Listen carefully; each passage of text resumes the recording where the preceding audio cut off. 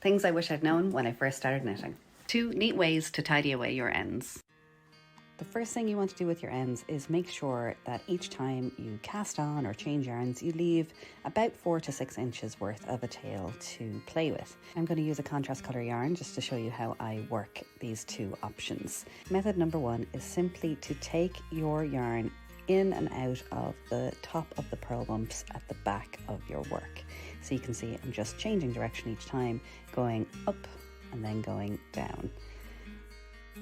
That helps to secure the tail, and you want to do that for a couple of inches and see that it isn't really very visible at all from the front, especially not if you're going to be using the same colour as opposed to this amazing bright pink that I'm using here.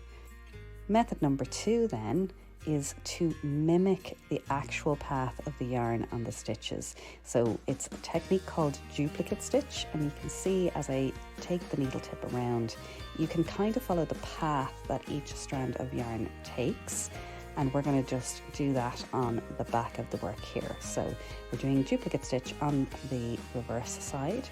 This is maybe just a touch neater, it's just one level up from option number 1, but it's not at all essential, it's just one level up and slightly neater possibly.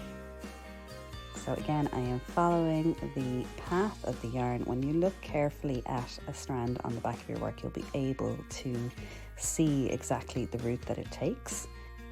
And hopefully by using this contrast yarn, you're able to see the path a little bit better in the video here too.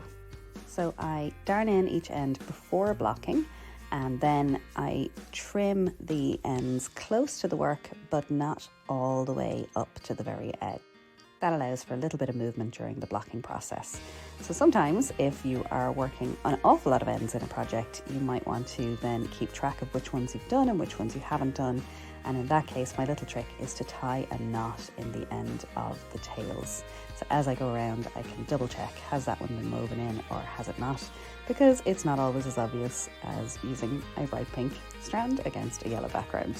After all the ends are woven in, your piece is ready for blocking, and you can come back after the blocking is done and trim the ends finally close to the piece. Do you have a favourite way to weave in ends? Let us know in the comments below.